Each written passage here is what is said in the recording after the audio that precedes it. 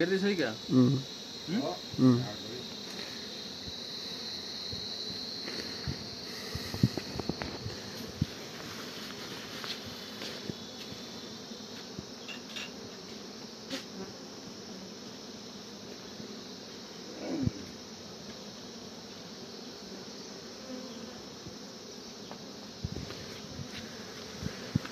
Hello Deviram Paudel के छ हाल खबर? ठिक छ सर रामदेशन मौरी तलबाट आयो सबै मौरी पक्रेको हामीले हैन टोपीभरि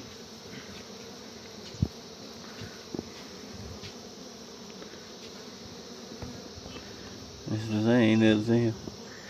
दुःख दिने खालको मौरी परेछ भाइको भाइ गर्छ